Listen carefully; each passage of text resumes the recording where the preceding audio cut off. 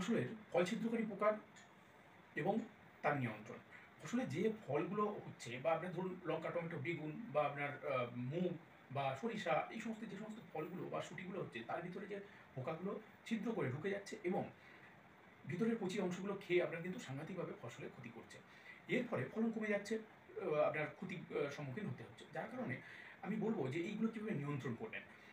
এগুলো পোকাগুলো দেখবেন অনেক পোকা ফলগুলো ছিদ্র করে ভিতরে ঢুকে গিয়ে খাচ্ছে। আবার অনেক পোকা তার বাইরের কিছুটা অংশ বেরিয়ে আছে এবং মুখটা ভিতরে ঢুকে খাচ্ছে। তো এই জন্যে এই সমস্ত পোকাগুলোকে নিয়ন্ত্রণ করতে হলে আপনাকে সিস্টেমেটিক ইনসেক্টিসাইড আপনাকে দিতে হবে, বা আপনার স্পর্শজনিত যেগুলো আছে বা কন্ট্যাক্ট ইনসেক্টিসাইড সেটা দিলেও যেগুলো এই বাইরে বেরিয়ে থাকে ওদের কিন্তু নিয়ন্ত্রণ করা যায়।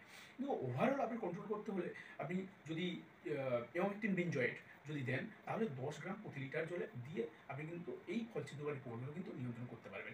এছাড়া ইমিডাক্লোরোপিড সেখানে 1 ml 10 লিটার জলে কিন্তু দিয়ে আপনি এই পোকা কিন্তু নিয়ন্ত্রণ করতে পারবেন। তাছাড়া হচ্ছে সাইপারমেথ্রিন, 1.5 ml পার লিটার জলে ব্যবহার করে আপনি কিন্তু এই ফল ছিদ্রকারী পোকা কিন্তু নিয়ন্ত্রণ করতে পারবেন। তাছাড়া জৈব উপায় যদি করতে চান তাহলে নিম তেল দিতে হবে। নিম তেল 10,000 ppm এর যে নিম তেল 3 ml প্রতি লিটার জলে দিয়ে কিন্তু আপনি এই পোকা নিয়ন্ত্রণ করতে পারেন। তবে এই পোকা নিম তেল দিয়ে মরবে না। এরা কিন্তু পালিয়ে যাবে বা এদের ওই অংশ খেলে তাহলে কিন্তু তাদের বমি হবে, তারা পালিয়ে যাবে, বা যে ডিম যদি হয় সেই ডিমে যদি নিম তেল পড়ে তাহলে ডিম থেকে আর বাচ্চা হবে না বা ছোটো ছোটো লার্ভা বেরোবে না। এই জন্য নিম তেল কিন্তু ব্যবহার করতে পারবেন।